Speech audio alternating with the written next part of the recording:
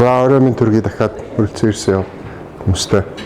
Өнөөдрийн яриа бид нар энэ хийж байгаа юм яриа гэдэг байгаа шүү. Ягаад гэхээр энд ярьж байгаа бидний өмнөх улсууд ямар нэгэн эрдмийн цол тийм ээ багш нар ч юм уу эсвэл одоо ямар нэгэн эрдэм шинжилгээний дипломтой хүмүүс дандаа гэрийн хүмүүсүүд тийм болохоор нэг лекц мэгц тийм эсвэл хичээл гэдэг хүнд юм заах зорилгогүй зүгээр сонсуулъя гэсэн яриа байгаа. Тэгээд өөрсдөө авах нь авахгүй хаян л үз гэсэн бодолтой. Тийм болохоор яриа гэд нэрлээд байгаа юм шүү. За 3 дахь өдөр болгон хийх зорилготой юм байгаа. Тэгээд миний өнөөдрийн 3 дахь нь юм байгаа.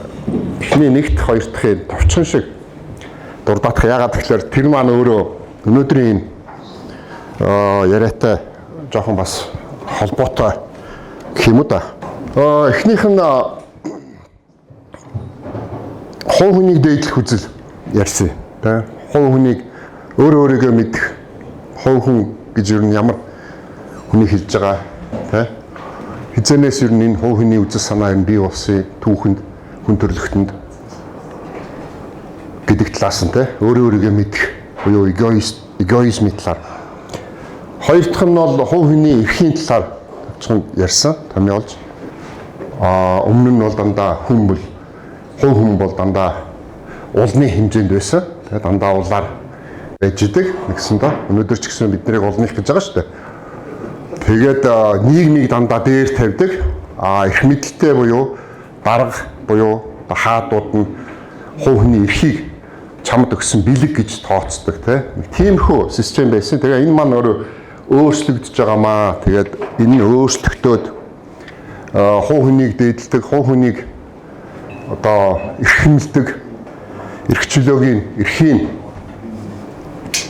дээдэлдэг нийгэм бий болж байгаамаа гэдэг талаар товчхон ярьсан. Тэгээ энийг бол индивидуализм гэдэг. Тэгээ индивидуализм маань тэр зургийг харж болно та нар 5 толгойтой мангасын эсрэг ганцаараа байлдаж байгаа ганц бие хувь хүмүүсийн үзэл байгаа. Тэр доор нь Баатар. Тэгээ өнөөдөр ч гэсэн Монголыг бас сүрүүлж байгаа нэг 5 толгой бас байгаа тийм. Тэгээ яг тэрийн шиг бас яг тийм мангас 5 толгой байгаа. Тэрэнд нь юу байна вэ гэхээр расизм, национализм, социализм, коммунизм, фашизм гэсэн ийм үзлүүд байгаа. Энэ 5 үзэл нь бол тавуулаа хамтаж осны үзэл. Тэ? Бүгдөө нийгмийн төлөө гэдэг сайн сайхны нийгмийн сайн сайхны төлөө гэдэг дарангуул хүчирхийлэл элитүүд захирж улныханд захирагддаг үзэл байгаа. Тэгээ энэ маань өөрөө альтруизм буюу бүгдөө бие биенийгээ золиослох гэдэг изм багмаа. Тэгээ ганцаараа байлдаж байгаа нь индивидуализм буюу хувь хүнийг дээдлэх үзлээ гэдгийг өмнөх 2 ярианда товчхон дурдсан. Өнөөдрийн сэдэв бол 3 дахь нь чөлөө зах зээл гэдэг талаасаа ярина. Тэгээд хувь хүн ямар хэрэгтэй юм бэ гэхээр өмчтэй байх хэрэгтэй байгаа. Тэр өмчөөрөө юм бүтээх, бүтээсэн зүйлээ захиран зарцуулах, борлуулах, солилцоо хийх, арилжаа наамаа хийх гэдэг талаар. Тэгээд энэний үргэлжлэл нь өнөөдөр нь байгаа. Laissez-faire. Ойч Францаар юу гэдэг вэ? Laissez-faire гэлүү те. Арай өөрөөр дуудаад байгаа. Бид нар laissez-faire гэдэг буруу дуудаад сурцсан юм шиг байна те. Тэгээд энэний талаар товчхон бас жоохон юм ярих юм аа. Энэ үг хаанаас гарч ирсэн юм бэ гэхээр тэнд бичээстэй байна. Тэгээ 17 дугаар зуун бол ер нь бол Франц ус хамгийн одоо харгас дарангуулагч ноёрхож ирсэн байгаа. 14-р Лүү хаан байсан. Хэтэрхий тансаг одоо язгууртнуудын одоо зугаа цэнгэний газартай маш харгас, маш өндөр татвартай, ард түмэн улных нь маш ядуу, маш их татвар төлдөг. Тийм байсан байгаа. Тэгээд татвараа бүгдийн тансаг буюу өөрсдийнхөө зугаа цэнгэндээ зарцуулдаг. Өнөөдрийн манай элитүүд шиг тэрний одоо меркантилизмын үйлдэл энэ бол тийм. Тэрний одоо зөвлөх нь бид нар зугаа цэнгэндээ зарцуулмаар байна гэх. Тэгтэл нэг бизнесмен Лижард гэдэг нөхөр тэр Францаар тэр үгийг хэлсэн байгаа юм л да. Тэгээд орчуулах юм бол биднийг зөндөн зүгээр орхичих тийм. Бид юмаа хийдгээрээ л хий, дэлхийн иргэдгээрээ л иргэнэ.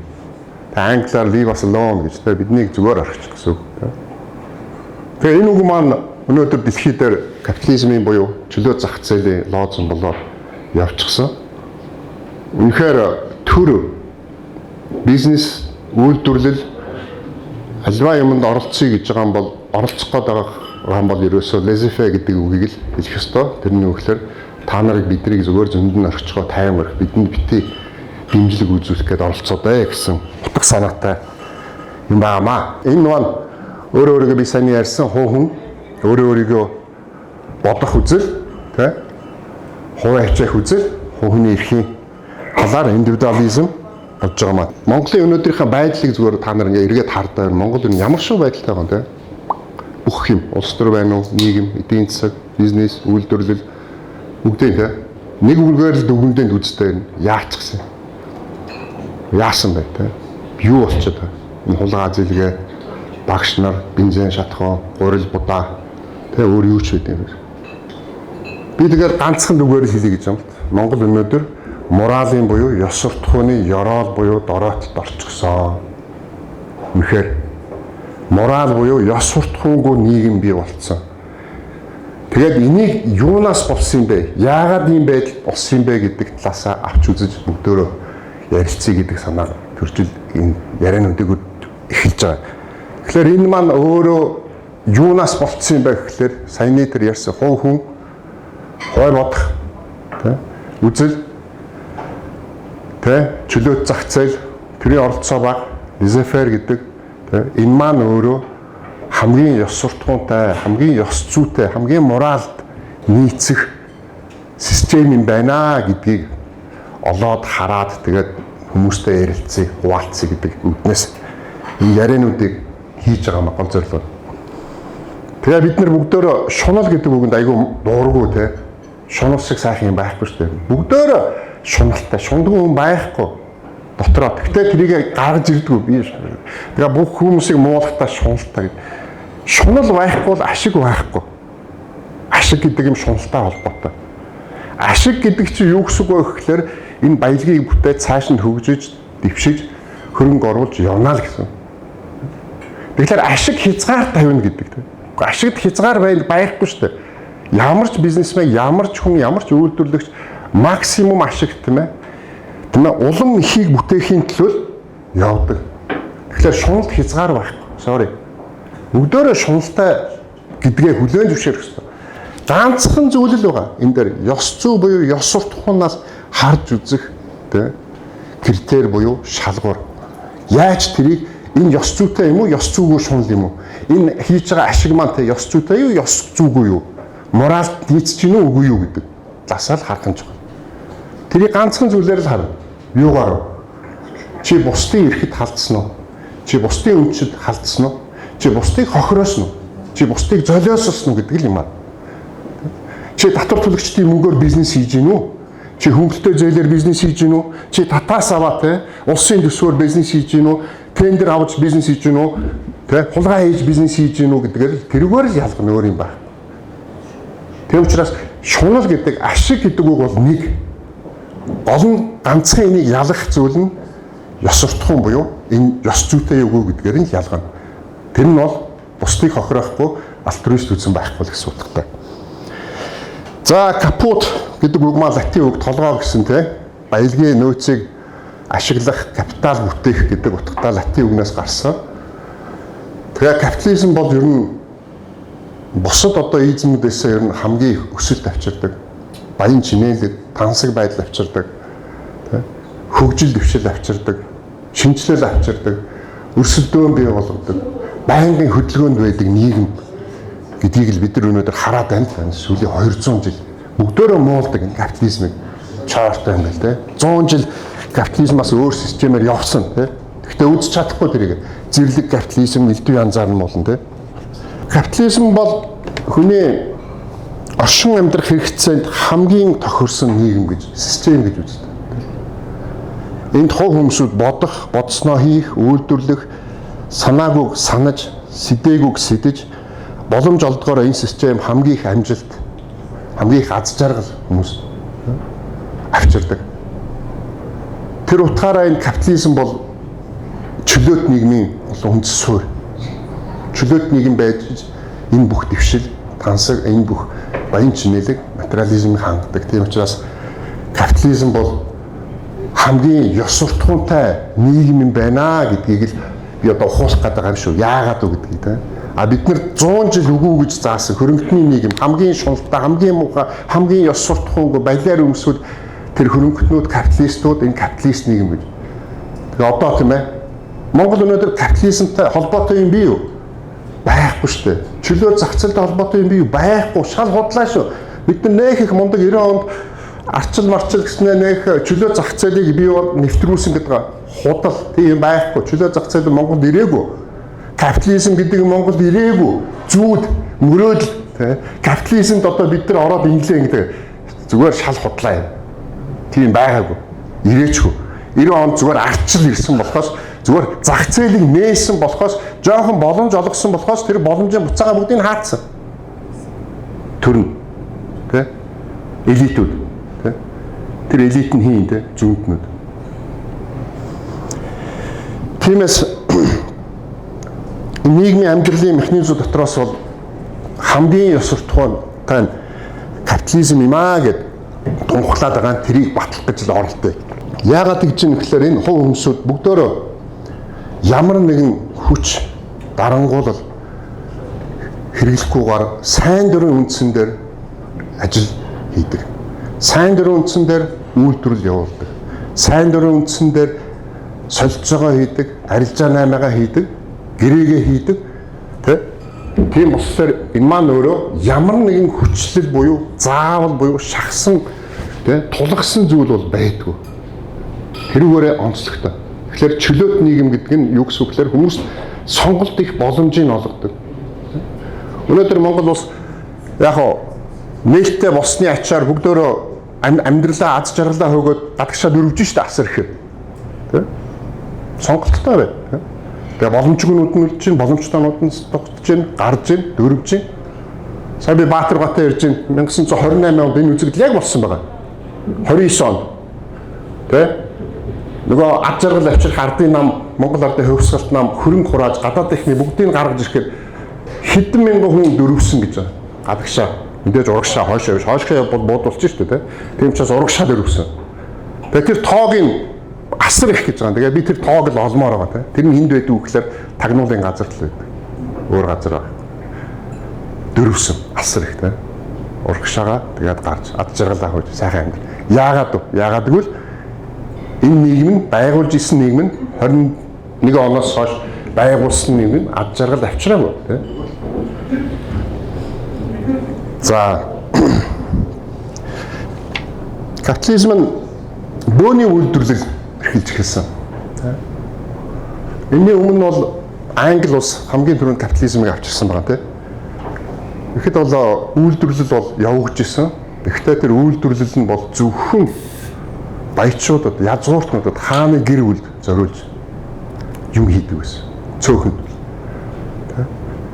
Капитализм Англид анх хөгжиж гиснээр бизнесмэнүүд, үйлдвэрлэгч нар юмыг бөөнөр нь үйлдвэрлэх гэсэн юм. Масс зориулж. Нэгсэндээ үйлдвэрсэн бараа нь өргөн хэрэглээний бараа болж эхэлсэн.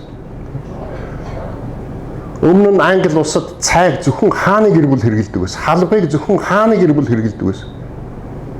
Гэтэл явандаа Англи халбаг жирийн хэрэглээний зүйл бас.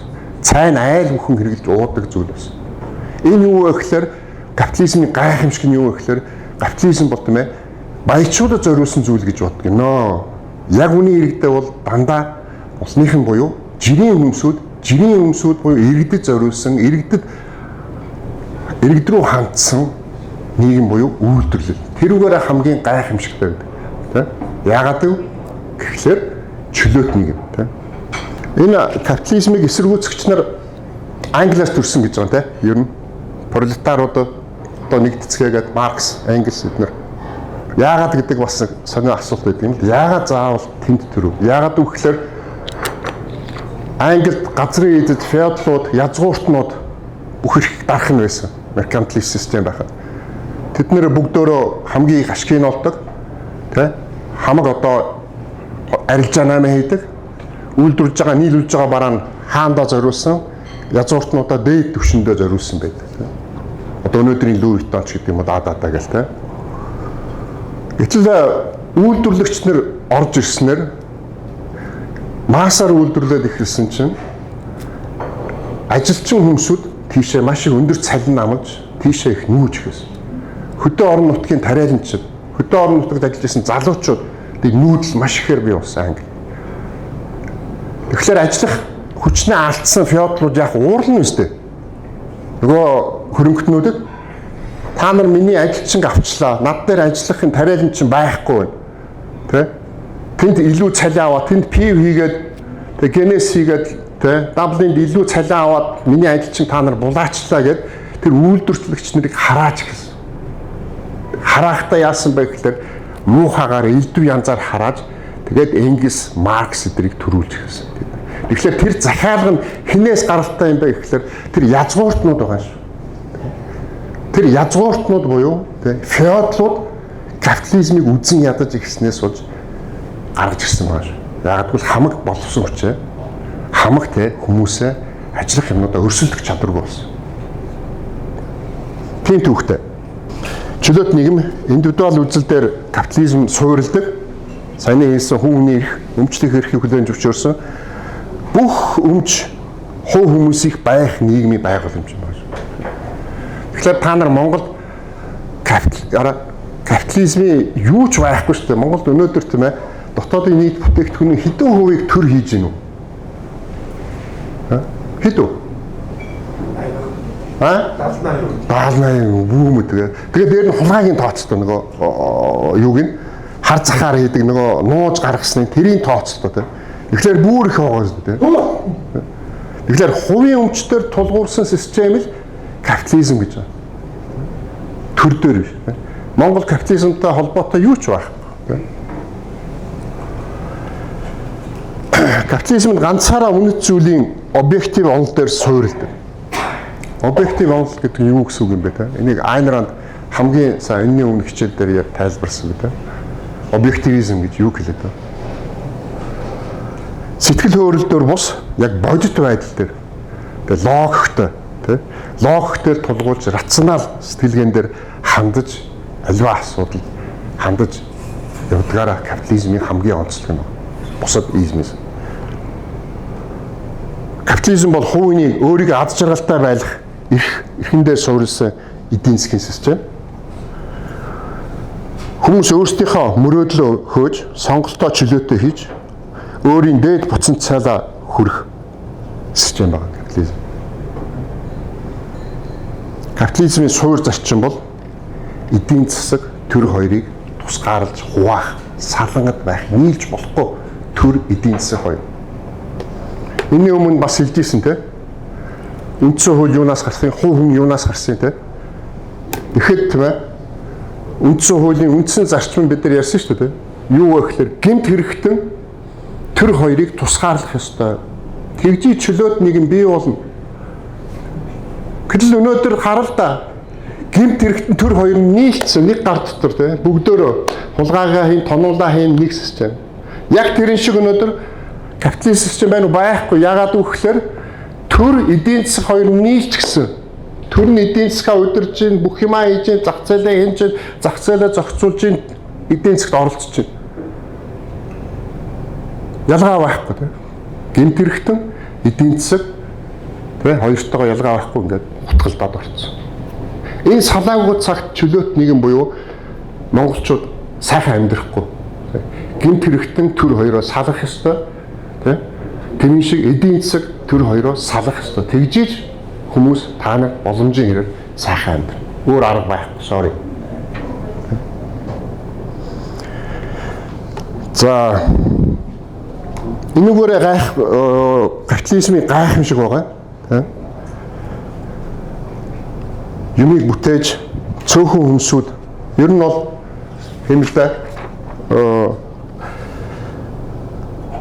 чухамхүү гайхамшигт хүмүүсээс бүрддэг энэ цөөнхөл чөлөөт нийгмийг бүхэлд нь өөрсдийн хэмжээнд хүртэл өргөөд өөртөө болохоор дахиад шин ориглууд руу дайралт хийж байдаг. Цөөнх. Олон хизээж цөөнх хувь хүмүүсүүд. Тийм. За чөлөө зах зээл гэдэг бол хүн бүрээс чадлынхаа хэрээр шаардаж түүнд нь тохирсон шан харамж өгч юунд ч үл торон байнга дээш тэмүүлдэг тасралтгүй үйл ажиллагаа хөдөлгөөн. Саяны хэлсэн. чөлөө зах зээлийг одоо энд нэг чухал юм байна шүү дээ. Юу гэхээр хэрэглэгчд биш шүү. За бид нар хэрэглэгч хаан гэдэг томьёолоор байдаг нөө. Үйлдвэрлэгчд удирддаг юм шүү. За энийг ойлгоорой. Хэрэглэгч хаан гэдэг дураараа дургдаг хэрэглэгч нар Монгол зүгээр шүү дээ. Sorry. Энэ гар утас iPhone-ыг та нар захиалсан юм уу? Энийг ийм игээд 17 үйлдвэрлээд тэгээчээ гээд та нар хэрэглэгчд энийг захиалж бий болгосон юм уу? Sorry, үгүй шүү дээ. Стив Джобс бий болгосон шүү дээ энийг. Хөөхөн өөр юм байхгүй. Тэрэн шиг үйлдвэрлэгчд тэргүүн ээлжинд зах зээлийг эдийн засгийг удирддаг төр биш. Хэрэглэгч биш. Үйлдвэрлэгч шүү. Мань нийтийнхэн. Гэхдээ би чаддгүй тийм. Тийм болохоор энүүгээрээ онцлогтой шүү. Нэгсэндээ нийлүүлж байгаа хүмүүс. Нийлүүлтийнх нь нэг номер ч шүү. Хэрэглэгч нар биш. Мэдээж юмаа зарахын тулд хэрэглэгчээ бодно. Дээд нь. Гэхдээ ямар ч бүтээгдэхүүн, ямар ч шин санаа хэрэглэгч захиалдаггүй шүү дээ. Sorry. Өнөөдөр та нар захиалж байгаа юм уу? Sorry, үгүй шүү дээ. Тэрний хэдэн гавл хүмүүсүүд хийж байгаа шүү дээ. Өөр байхгүй. Sorry. Энийг ойлгох хэрэгтэй. За аз жаргал амьдрал амжилтанд хүрэхийн тулд ёс суртахуунтай зарчим дээр капитализм суурилдаг гэж түрүү хэлсэн те. Тэгэхийн тулд үндсэндээ 3 хамгийн чухал байдал мөн чанарыг та нар нэг эндээ нэг аваатгач гэдэг нэг хүсэж байна заяа. Нэгдүгээрт нь тооцоо. Калкуляц гэж байна. Ухаалаг тооцоолол гэж байна. Альва үйлдэл хийх ямар ч тийм ээ бодит байдал логикоор юмд хандахдаа ухаалаг тооцоолол хамгийн чухал шүү. Ухаалаг тооцоол. Капитализм ягаад дампуурдаг, сүрдэг вэ? Ганцхан юмнаас. Үүний тооцоолол байхгүй. Өртгийн тооцоолол байхгүй. Тэрний ганцхан удирдлага даргал мэд. Тэнд өртөг тооцоолох, үн тооцоолох ямар ч калкуляц хийж болдгоо систем. Яагаад гэвэл тэр үн дотор маш их мэдлэг, мэдээлэл явж байгаа зах зээл. Тэрийг нэг хүн хизээж мэдж чадахгүй. Тэр хаанаас бүрдэх вэ гэхээр маш олон хүмүүсийн энд сууж байгаа бүх хүмүүсийн мэдлэг, мэдээллээс тэ бүгдөө субъектив байдлаар гарч ирж хамгийн эцсийн үн гарч ирж байгаа. Тооцоол. Тэрнээс үнийг бидэрч мэдэхгүй. Зах зээл буюу маш олон хүмүүсийн мэдлэг, мэдээллээс бүрдэж үн гарч ирдэг. Жинхэнэ зах зээл, чөлөө зах зээл. Монголд бол sorry байхгүй шүү дээ. Нэг үнийг төр зах яамны сайд нь мэддэг. Гурлийн үнийг яамны сайд нь мэднэ, тэ. Будаа үнийг яамны сайд нь мэднэ. Цахилгаан үнийг төр нь мэднэ. Бүх юмыг үнийг тэ төвлөрсөн төлөвлөгөө хийнэ гэдэг бол хамгийн буруу зүйл буюу дандаа ямар нэгэн газараар богино хугацаанд өнөөдөр маргааш яах вэ? Магадгүй дамжин юм зөв шийдвэр гаргацсан гэдэг. Маргааш нөгөөдөр алстаа бүгд дампуурлаа чинь. Яагаад гэвэл тэр удирдах байгаа хүн маш цөөхөн. Маас олонхосоо мэдлэг нь хязгаарлагдмал. Баг тэр мэдлэг нь хязгаарлагдсан учраас хамгийн зөв, хамгийн тооцоолсон тэр мэдээллийг үндэсэж мэдлэг нь нэмэх учраас зөв тооцоолол гаргаж ирэх боломжгүй. Төлөвлөсөн төлөвлөгөөд эдийн засаг яагаад дампуурдгийн гол ганц шалтгаан ерөөсөө энэ тооцоолол байгаа шүү. Тооцоогоо буруу хийн. За бид нар монголчуудаа хараад үзье. Сайхан дампуурна шүү дээ. Тооцоогоо буруу хийгээд. Монголд махны үлдэр за 90 оноос зах зээл нэгдсэн. Монголчууд тооцоо хийдэг гэж үзэн sorry байхгүй шүү дээ. Амраа намаа хийж байгаа юмыг дуурайгаар хийн. Энэ ашигтай байгаа юм чи. За энийг дуурай. Өөр юм байхгүй гэх тэ. Копид нь second hand-д буюу копи. Питер Китинг шиг яг зүгээр багаал дуураймал. Гэхдээ та нар зүгээр боддоо. Дархан хотын хүмүүс байна уу? Байна. Би муулахгүйг шүү заа юу. Дархан хотоос заа юу. Энэ захаас нөгөө захад очиход хэдэн километр вэ? 5, 6, 7. Яг үгүй 5 км сая. Тэр 5 км-д хэдэн бензин колонк байна гэж сан? 15 6. Энэ өрсөлдөө юм уу? Sorry. Энд чинь зүгээр биенийгээ копи дуурайж шээ. Энэ хийцэн бол биеийн шунхлаа энэ шунхлаа хийцэн бол биеийн сод Монгол гэх тэ ингээд биенийгээ ингээд яг хажуутай. Өнөөдөр Монголын супермаркетуудыг та нар хардаа яг тэ. Тооцоол хийж гинөө sorry байхгүй. Зөвхөн махны үйлдвэрлэлийг та нар хардаа. Монгол улс өөрийнхөө хэрэгцээнээс заяа 5-6 дахин илүү махны үйлдвэрлэл Монголд байгаа. Гурлийн үйлдвэрч алгаа байхгүй. 4-5 дахин илүү. 15 сая хүнийг хангах гурлийн үйлдвэрийн хүчин чадалтай. Бид нар 3 сая шүү. Яагаад гэдэггүй. Энэ цэнгүү хийж байгаа юм чинь би хийгвэл ашигтай байж таараад л хийгээд. Тэрийн мотивац хий өгдөг гэхээр нөгөө хөгжлийн банкны зээл, нөгөө сайд дарга нарын банкуд хямдхан зээл авдаг болцоотой мөнгө нь байна. Хийчи гэж. Тэгээд юу үүсгэж гинүү? Энэ буруу тооцоол, энэ худлаа тооцоон дээр асар их өхлүүд хөрөнгө. Та нар хойшоо лагер руу яваад үзтээ. Та нар бүгдөө лагертай шүү дээ. Тэнд юу вэ? Өхлүүд хөрөнгө. Зүгээр өхлүүд хөрөнгө. Гамшиг ерөөсөө. Тэр бензин колонкийн хаартай. Хаас. Одоо яг тэрэн шиг дэлгүүрүүдийн хаартай ингээд ерөөсөө. Тэгэхээр энэ юу вэ гэхээр бодит байдал дээр логикоор хандахгүй, рационал байдлаар хандахгүй, тооцоолоо буруу хийдэг. Яг нөгөө социализмын системээр тэ. Тооцоолоо буруу хийдэг, ухаалаг хийдгүүгээс болж дандаа бүтлгүүтээр авчиж хамаг мөнгө төгсчихсөн. Монгол мөнгөгүй биш амар их мөнгөтэй. Саяны хэлж штэ. Efficiency буюу үр ашигтай хөрөнгө оруулалт хийсэн бол тэр их мөнгнүүд өөр салбар руу ороод өшөө баялаг бүтээх байтал бүгдийн өхлөө төрөнгө. Өшөө зөндөө юм байгаа ш. Ноос, ноолуур бүх үйлдвэр. Үйлдвэртэй бол болно гэж боддог. Одоо энэ байшин үйл хөдлөлтийг хараараа та нар ялгаа авах. Тийм учраас капитализмын хамгийн чухал бусад измүүдээс хамгийн чухал зүйл юу вэ гэхээр хувь хүмүүсийн ухаалаг тооцоолол хийх л чухал шүү. Юмаа гүйцэд харж тэ. Зөв буруу юу? Дөөрөх биш, копидох биш. За хоёрт нь мэдээж бүтээлч байх ёстой, үйлдвэрлэх ёстой, үр ашигтай байх ёстой, efficiency гэдэг юм харах ёстой. Гуравт нь арилжаа нэмэгээ сайн хийх, солилцоогоо сайн хийх. Тэрийг бол монголчууд гайгүй хийгээд ах шиг байгаамаа.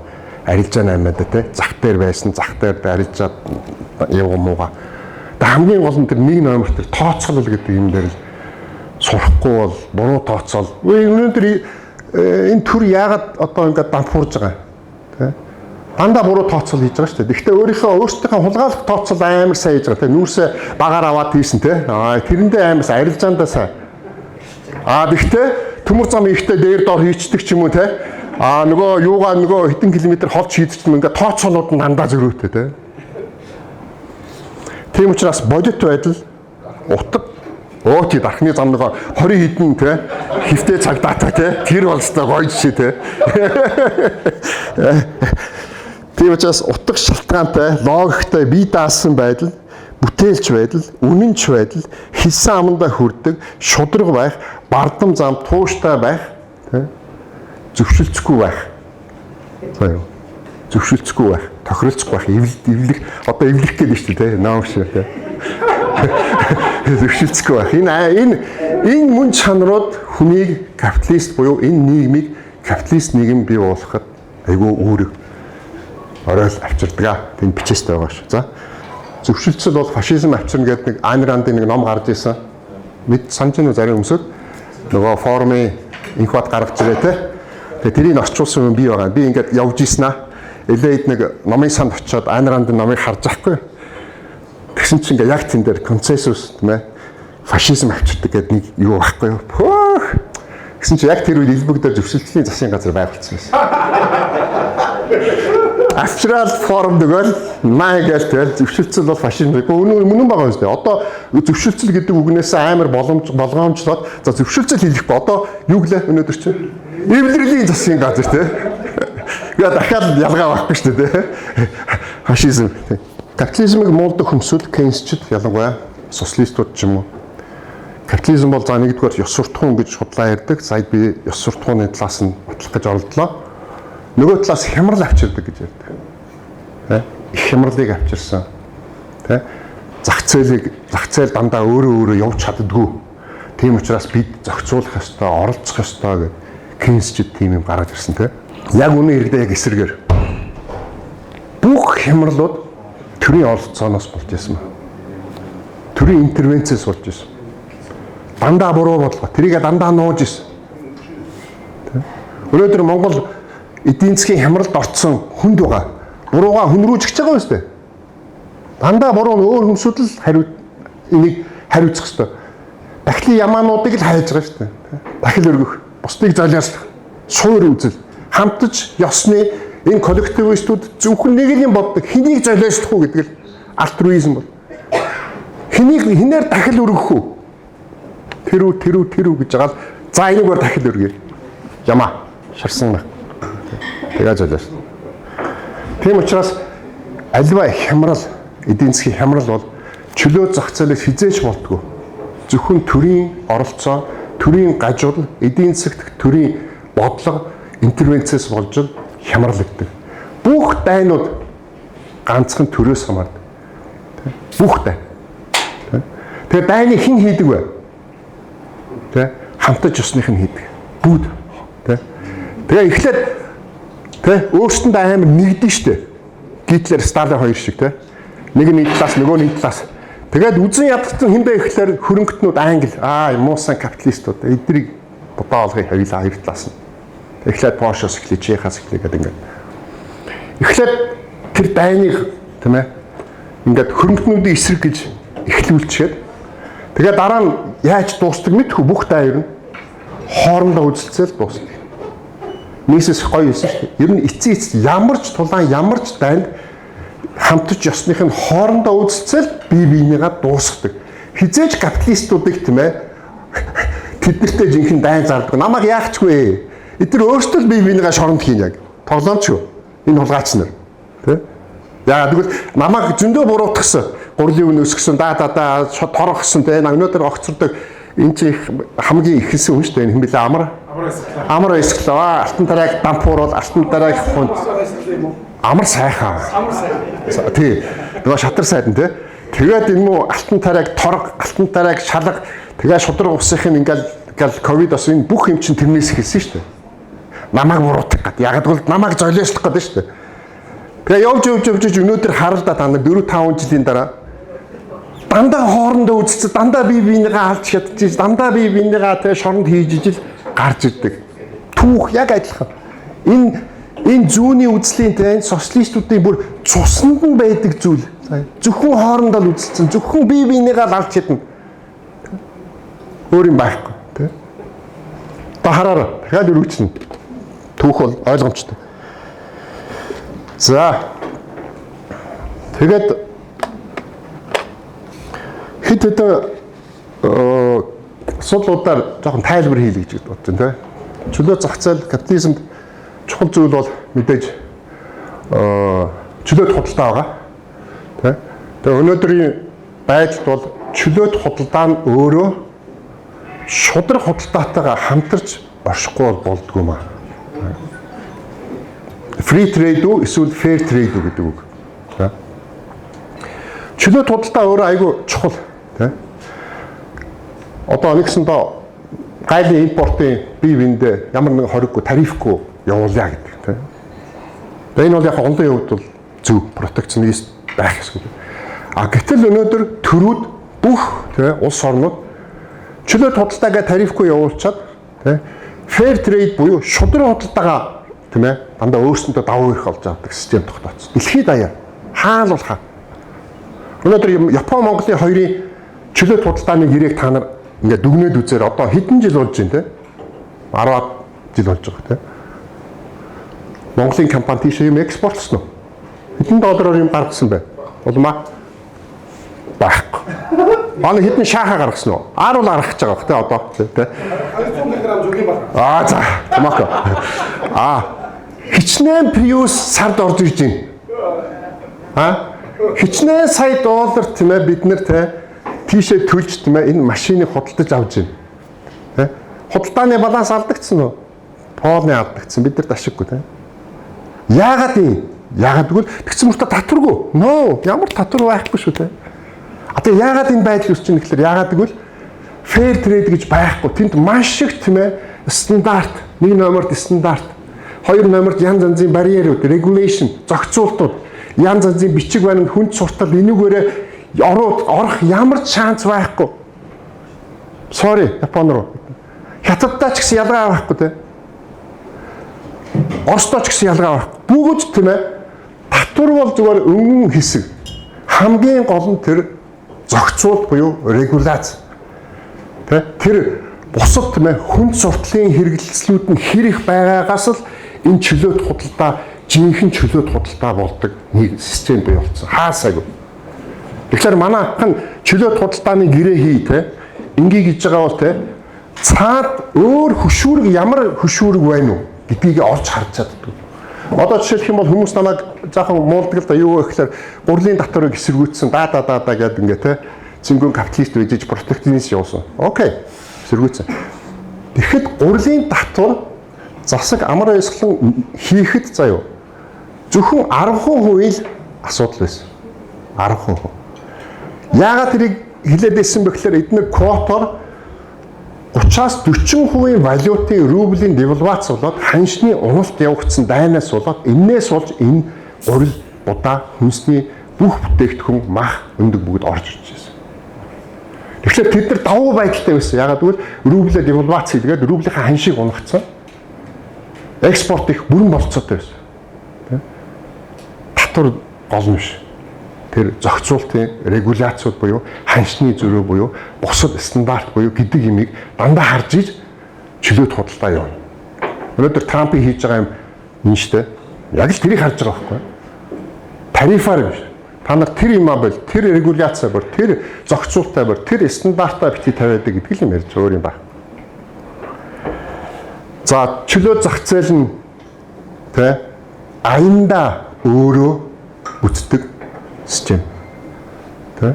Энийг хайк гаргаж ирсэн. Спонтанж ордер гэдэг. Спонтанны гэсэн үг. Тэ? Монголоор бид нэр аянда бий болсон. Манай жаргал өөрөө бүтээлсэн гэж орчуулсан. Тэ?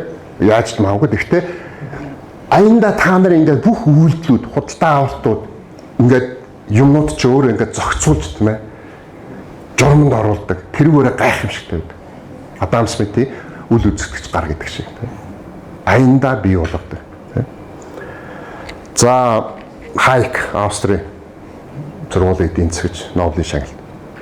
За дараа нь Австрийн эдийн засгийн сургуулийн entrepreneur гэдэг үгийг бас шинээр гаргаж ирсэн байна. Тийм. Entrepreneur Франц тийм бизнес эрхлэгч. Ямар үүрэгтэй юм бэ? Ямар чухал юм бэ? Шинийг санаачилдаг. Инновац бий болгодог тийм. Капитализмын хамгийн чухал зүйл бол хамгийн их шин санаа инновацийг нэвтрүүлж чаддаг. Чөлөөт зах зээл, чөлөөт нийгэмд энэ инновац өгч байна. Өөр газар байхгүй. Капитал буюу өмч хөрөнгө чөлөөтэй байж иж, тэ чөлөөтэй байж иж хуу хүмүүсүүд сэтлэн ямар нэгэн дарамт байхгүй газар л инновац өгч байна. Өөр газар байхгүй. Тийм болохоор Монголд инновац хөгжлөх боломж зеро. Яагаад гэвэл данхар төртөө. За капитализмыг creative destruction хийдэг гэж бас Австрийн эдийн засгч Шумпетер хэлсэн байдаг. Гэхдээ зарим хүмүүс зөвшөөрдөг юм аа тийм. Шин юм гаргаж ирээд нөгөөдхөө сүйтгэдэг гэх тэ. Гэтэл яг үнээрээ сүйтгэдэггүй. Шин санаачлах, шин бүтээгдэхүүн гараад юм дээшилдэг, хөгждөг олон гэсэн. Хамар одоо 20 жилийн өмнө Монголд хөдөө аж ахуйн салбарт нийт ажиллах хүчний хэдэн хувь ажиллаж ирсэн. Өнөөдөр хэдэн хувь байна вэ? Харьцуулаад үз. Өнөөдөр зөвхөн IT буюу одоо мэдээллийн технологи гар утас тэ хэдэн хүмүүс тийм ажиллаж гин үү? Өмнө нь хэд ажиллаж ирсэн бэ? Тэгэхээр инновац буюу технологийн шинжил рүү энэ ажиллах хүчний процесс аяндаа хөгжиж, саяны бид нар хэлдэг англид тийм ээ, фиатлууд нөгөө эсэргүүцээд хамаг нөгөө тариаланчдын үйлдвэрлэлээ авчлаа гэдэг шиг тийм. Тэгэхээр шинийг дандаа бүтээж хөгжил авчирдаг тийм.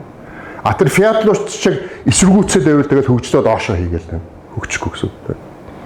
Тиймээс капитализм бол тэгээд бүтээлч сүйтгэл биш шүү.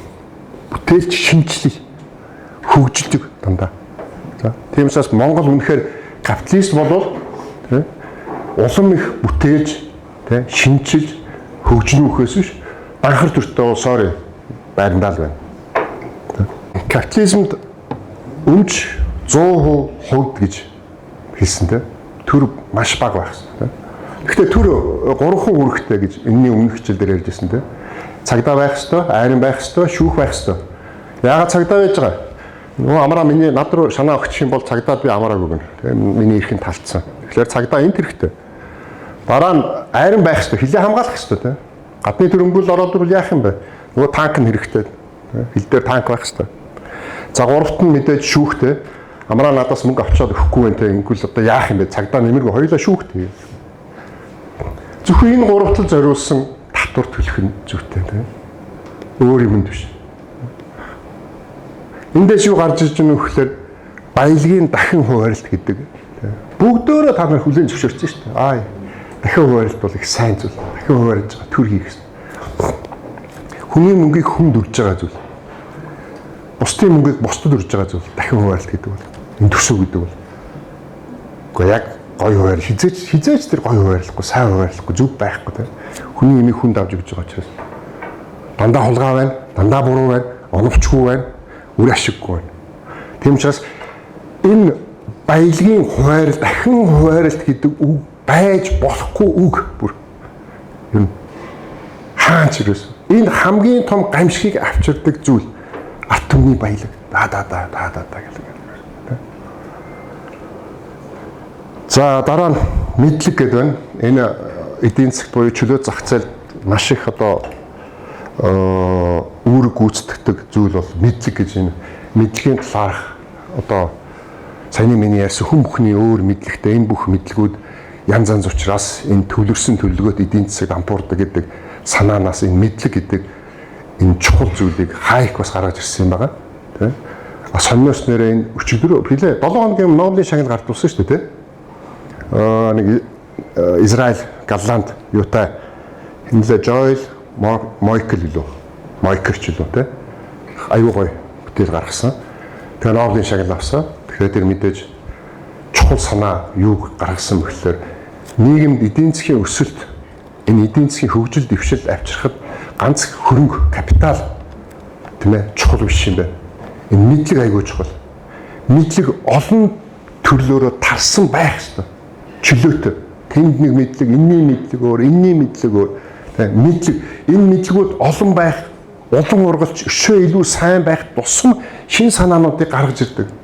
Инновацуудыг хийдэг. Технологийн шинжилгээг авчирдаг. Гэдгээрээ чухал юм байна гэдгээрээ Нобелийн шагнал авсан байгаа. Тэр юунууд ном нь орчуулах, гоё ном орчуулах байх юм гоё.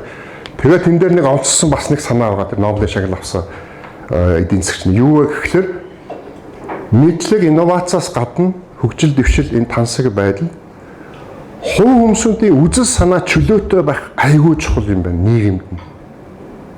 Бид нар өнөөдөр чөлөө сэтгэлгээтэй улсууд хувь хүмүүсийнхээ үзлийг дэлгэрүүлж чөлөөтэй байдаг. Энэ өөрөө илүү байх тусам сайн юм байна. За тэд нар тэгээд зах зээл өөрөө амар шийтгдэг штэ. Аливаа юм. Бурханчлах. Буруу хийсэн юмыг шийтгэн яг бурхан шиг. Тэр шийтгэл аюу хатуу. Буруу юм хийсэн. Бүтлгүүтлийг. Тэр шийтгэл нь юугаар ирэх вэ? Инфляцаар юм. Өөр юм байхгүй. Инфляц нь юу авчрах вэ? Ядуурл авчирна. Тэ? Улам л ядуу.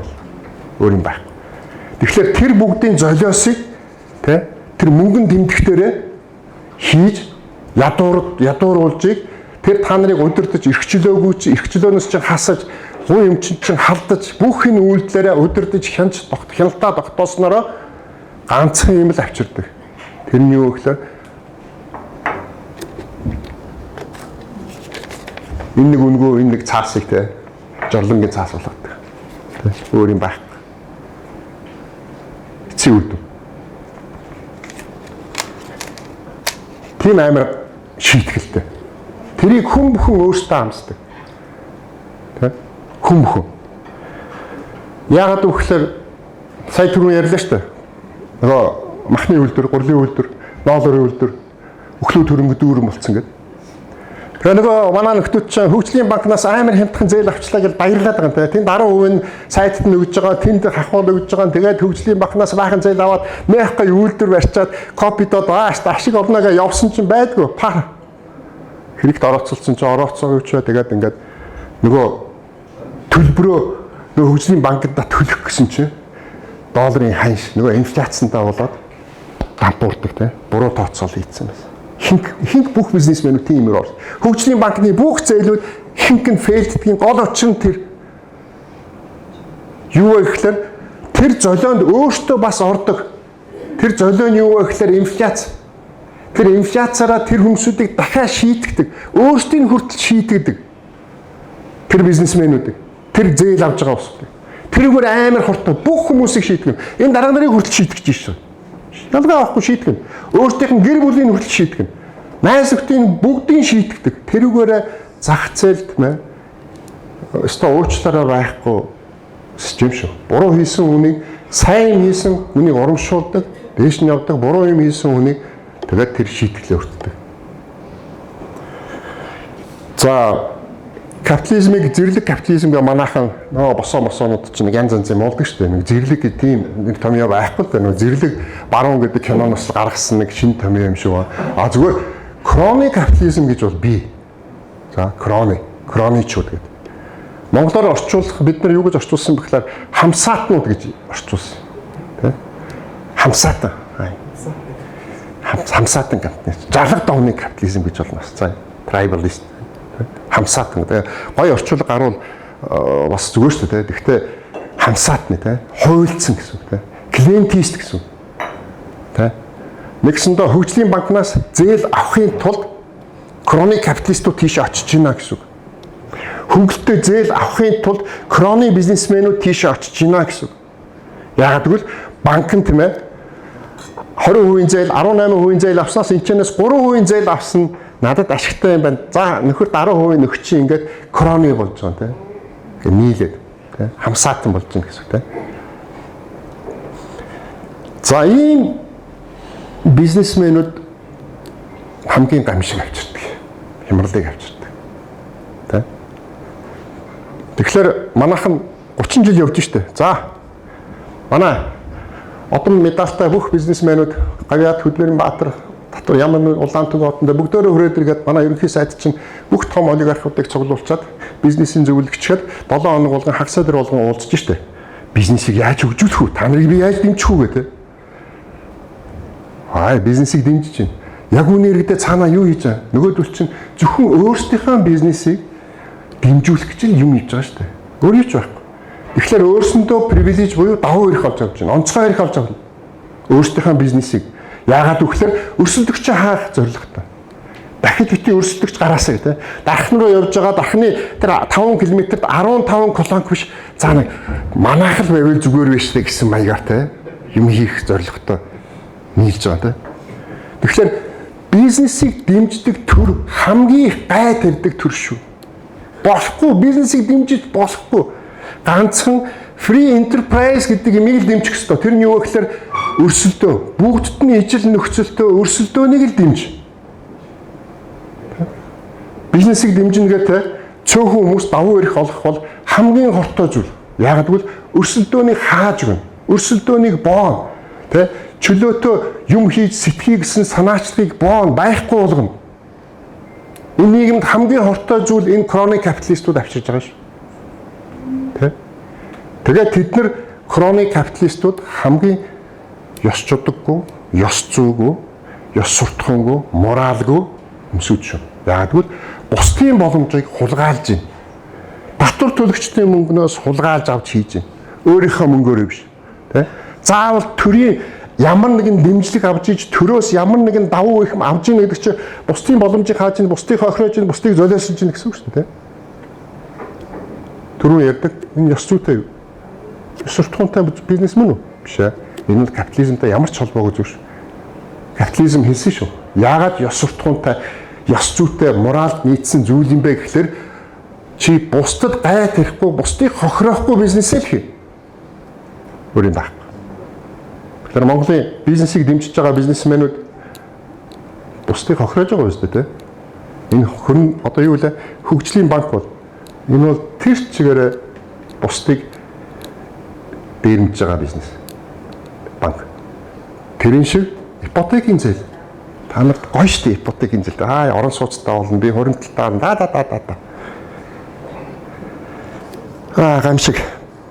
Тэгэхээр энэ төв банк гэдэг имийг 1913 он хүртэл дэлхий дээр байгаагүй маа. Хаач байгаагүй. Баатарга эдгээр түүхийн номноос уншихад Монгол хүртэл банк байгаагүй шүү дээ. Монгол банк чинь сүүлдээ хувьсгал гарсны дараа тэр хяактад байгуулсан тийм. Юугаар арилжаа 8 хийж исэн юм бэ? Юу л бол хувь хүмүүсд өөртөө юу оновчтой зөв хэл солилцооныхын хэрэгслээ сонгож хийж исэн. Тэр Бразилийн песо байна уу те? Ерөөсө Латин Америкийн ямар мөнгө байна уу те? Одоо эд зүйлс байна уу те? Эмиг алт байна уу, мөнгө байна уу, хөрөл байна уу? Тэрүүгээрээ дандаа солилцоо хийж исэн. Хаанхын долларч молорч гинэ гэдэг бүрөөсөө элдв янзын мөнгөөр солилцоо хийж арилжаа 8-аа хяакт дээр хийж исэн. Алтан болог дээр. Яг энэ шиг капитализм хамгийн сайн хөгжсөн он жилүүд бол 1913 он хүртэл юм байгаа шүү дэлхий дээр. Ойрцсон энэ капитализм руу чөлөөт нэгэн рүү Америкт. Хамгийн баян орн болсон 1913 он. Машин үйлдвэрлэж гисэн Henry Ford станаар гамш тасархай дэлхийн нийт GDP-гийн бараг 60-70% нь Америк дангаараа хийжсэн 13 он хүртэл. Юуны ачаар саяны бидний чөлөөт нэг нь хуймж төрийн оролцоо маш бага, татвар маш бага байсан. Тэгээд элитүүд гарч ирсэн сонгуулаар Америкт. Тэгээд юу хийсэн 13 онд төв банкыг шинээр байгуулах хууль баталсан. Federal Reserve гэдэг. Тэгээд энэ цаасуудаа тарааж ирсэн. Бид нэр л энэ цаасын бүрэн эрх биднэрт байна. Өөр хинт ч байхгүй гэдэг хууль гаргаж ирсэн. Монгол тэрийн хэдэн онд мэдгүй 24 онд ч нүү дараа нь ингээд бас ялгаа байхгүй энэ цаасын хуулийг бас гаргаж ирсэн. Төв банк. Энэ бол капитализмыг сүрүүлэх, капитализмыг одоо ер нь маш хүнд одоо юмд оруулах буюу ингээд зогсоох нийгмийг ер нь гажууд руу оруулах үзэгдэл бол энэ төв банкаас эхэлсэн байна. Мөнгө хэвлэдэг, мөнгөний үнэ цэнийг унагадаг. Тэгээ өнөөдөр та нар Монгол банкыг харал да. За юу. Амраа надад алт зарж болох уу? Sorry. Амраа алтаа гадагшаа зарж болох уу? Болохгүй. Бүх алт худалдаа арилжаа намаа 20-тай ганцхан Монгол банк гэх юм. Чи хаанаас ч нэг хулгайлаад нинжагаас ч болоогүй алт аваад ирвэл чи наадах чинь зөвхөн Монгол банк худалдаж байгаа. Өөр хин ч худалдаж авах хэрэг байхгүй. Тийм монопол ирэх тогтоос. Тэ? За дараа нь ийм цаас биш. Нөгөө ийм ногоон цаас. Ногоон цаасыг амраа миний данснаас би өөрийнхөө данснаас амраагийн дансныг шилжүүлж болох уу? 20-тай. Валютанд бас монопол ирэх хяналт тогтоод. Өмнө нь болдог байсан, sorry. Алтыг ч гэсэн болдог байсан, sorry. Өнөөдөр болохгүй. Валютыг хүртэл хүн өөрийнхөө данснаас өөр хүнд хийж болохгүй. Чи наадахыг Монгол банкнд ханшаараа сольчих тэгээд дараа нь төгрөгөөр чиний дансан тийм гэдэг тийм хууль. Яагаад гэвэл наадвал чи мэдэн ш. Тэдний өөрсдийнх нь хэвлж гаргасан энэ жолонгийн цаас ямар ч үн цэн байхгүй. Үн цэнтэй ганцхан юм байгаа. Тэр бол юу гэхээр валют, алт, зис, алт, мөнгө. Өөр юм байхгүй. Тийм учраас өнөөдөр дэлхийн бүх банкуд юу хийж байна? Алт худалдаж аваад алтны үнийг 4300 болгож. Тэгвэл өөрсдийнх нь хэвлж байгаа цааснууд нь хоорондоо өрсөлдөх чадвар байхгүй болсон. Худалдаа авах чадвар байхгүй. Хоосон цаас энэ шиг.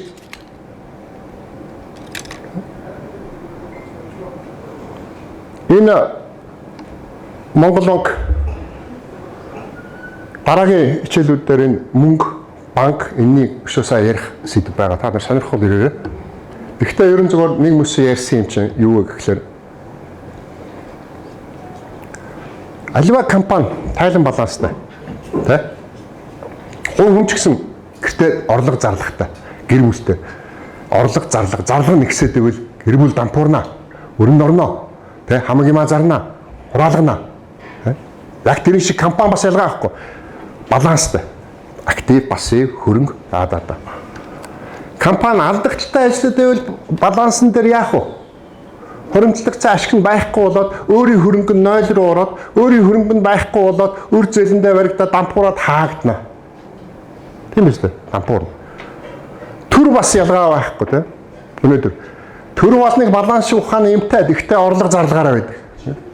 Тэгээ мөнгө зээлэл яваад байдаг тийм. Америк нэгдсэн улсын өөр удахгүй $40 триллион болох чинь. Гэтэл жилийнхэн төсөв нь 8 чөрөхгүй триллион тийм. Тэгээ тэрийгээ санхүүжилдэг нь өөр тавиал нөгөө Төв банкнаас хэвлсэн цаасыг худалдаж аваад тэгэл цалингаа тавиад Монгол ус ялгаа байхгүй. Төв банкнд баланс байхгүй sorry. Гоё гоё. Ийм юу ч байхгүй sorry. 12 оноос хойш өнөөдөр хүртэл Төв банкны Монгол банкны алдагдал 8-9 их 80 төгрөг байгаа шүү. Их 80 төгрөг. Мундаг. Балансыг харъя. Өөрийн хөрөнгө дээр хасах. Тэгэхээр энэ дээр хасах тавьсан дүн чинь хаана бичигдэх ёстой? Өрн дээр нь бичигдэх ёстой. Хинд өртөө хинд ч үр байхгүй шүү дээ. Өөртөө хэвлэлцэн юм чи ингээд. Үр байхгүй шүү дээ, тий? Хинд ч төглөг байхгүй. Зүгээр хоосон агаараас энийг мөнгө гэдэг юмыг гаргаж ирээд зах зээлд нийлүүлсэн. Энэ дараа нь юу авчрах вэ? Мөнгөний нийлүүлэлтийг өсгснөөр инфляцийг авчирч чинь та нарыг шийдэх чинь та нарыг золиослно. Өөр юм байхгүй. Тэгэхээр ипотекийн зээлтэй хүн энд байгаа байх мэдээ те. Sorry. Гэтэ та нар өнөөдөр бас яг ялгаа байхгүй те. Дахлын ямаа шүү. Золиослогдож байгаа. Яг үнэн хэрэгтэй. За. Тийм байна. Ганцхан тэр зээл авсан хүмүүсч биш. Бусад хүмүүс хүртэл золиослогдож ягаад гэвэл өөрөө чи авсан зээлийг чинь бас тэд нар төлж байгаа. Тийм учраас энэ 12 оноос хойш энэ ардсан намын нөхдүүд байна уу? Ардсан нам гамшиг эхлүүлсэн. Зол жаргал гэдэг ерөнхийлөгч нь. Юу вэ гэхээр үн докторжуулах хөтөлбөр гэж гаргасан. Ваа. Дараа нь ипотекийн зээл гэж гаргасан. Хараа дэлхийд дээр хаанч заяа банкны систем гэхдээ нэг жоохон совьстой байдаг нь юу вэ гэхээр тий бодлогын хүү гэдэг юм гаргадаг банкуд өнөөдөр хүртэл бүгдөө гаргаад явж байгаа. За Америк нэгдсэн улс 3.5 ч гэдэг юм уу 4% ч гэдэг юм уу тий. Тэдний моргежийн зээл нь тэрнээс доор байдаг юм уу? 5-6 л байгаа шүү дээ. Европын банкуудыг хараад үзье. Европын төв банк 3.5, 3 гэлээ. Ипотекийн зээлүүд хүмүүсд иргэдэн авч гин байна мөнгөний нийлэлд оруулж гин. Гэхдээ тэнд ипотекийн зээл нь тэр зарласан банк хүүнээс нь өндөр байгаа. 1.1% нэмээд заа 4-5 байгаа. Монгол ямар илээ? Та нар хэдээр авч гин? Тэгээд тэр чинь алдагдсан шүү дээ. Тэгээд дараа нь тэр чинь үл үзэгдэх татвар буюу инфляцаар та нарыг шийдэх чинь гэсэн. За нөгөө үн докторжуулах хөтөлбөр хэдэн 13 онд хийсэн. Тэ хийсэн автор нь ардсан намынхан заа юу. Ардсан намын алтан үеийг Женко Баттулга зол жаргал гэдэг 3 дээрэмч хийсэн тэ. Бөөти. Хууль гаргаж. Тэгээ би тэрийг эсэргүүцэл нийтлэл бичижсэн та нар санаж байгаа. Би наад зээлээс чинь авахгүй, наад чинь татвар төлөгчдийг хохироож байгаа, золиослж байгаа, муухай, ёс зүйгүй зүйлээгээд аваагүй. Тэрнийх нь хариуд намайг алан хятан даа элдэн янзын болсон. Тэгээд дампууруул гэсэн те. Тэгээд дампуурахгүй байж л байна. Sorry. Ийм гамшигуд одоо жишээл явсаар байгаад Монгол банкны те. Энэ бүх заа юу одоо хөнгөлтөө зээлүүд тэр ноосонд байна уу, ноолорнд байна уу, маханд байна уу, гурланд байна уу, будаанд байна уу, тэр жижиг дунд үйлдвэр хоршоо байна уу, тэ бодлогын хүүгээсээ доогоор өгж байгаа энэ бүх алдагдлууд Монгол банкны алдагдал ёлол яваад байгаа. Тэр нь инфляцаар та нарын хармаанаас, та нарын төрөвчнөөс хулгай хийж байгаа зүйл өөр юу ч байхгүй. Хохиштэл гэхээс өөр юу. Энэ бодит байд тийм. Тэрийг зөвшөөрөөд явуулж байгаа, сонгуул өгж байгаа хүмүүсд нь та нар өөрсдөө шүү дээ. Өөр хин. Их барих юм хийхийг та нар өөрсдөө зөвшөөрсөн юм чинь. Мандатын нөгөөд. Тэг өнөөдөр энэ засагч гэсэн ялгаа авах үргэлжлэл явж байна. 12 оноос 25, 13 жил явж байна. Энэ зогсохгүй. 2 жилийн дараа хэдүүлээ яриа сууж хахад энэ алдагдал 10 их 80 давтсан байна. Үргэлжлэл. Үргэлжлэл. За дараа нь Шерманы хууль гэдэг бас нэг гамшиг гарч ирсэн юм аа. Капитализмын энэ чөлөө зах зээлийг сүйтгэхэд. Энэ бол 1890 онд одоо сенатор Шерман санаачсан антитраст буюу монополи эсрэг хууль. Энэ бол Монголд ч бас тэр хууль байдаг аимшиг. Би энэ шудраг ус өрсөлдөөнтэй зөндөө байлдаж исэн.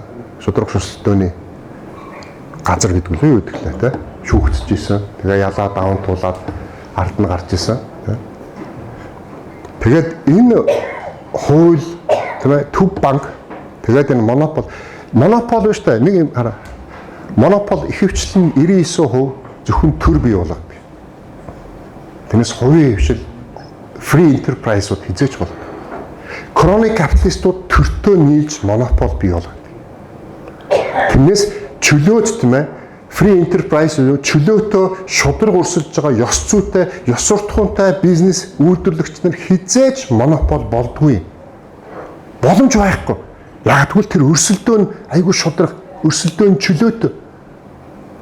Ганцхан хөгжлийн банк тэр ипотекийн буюу элдв янзын хөнгөлтөө зээл авч татаас авж байгаа кроничууд л өрсөлдөөнийг буюу монопол тогтоож тийм ээ давмгай байдал зах зээл дээр бий болоо.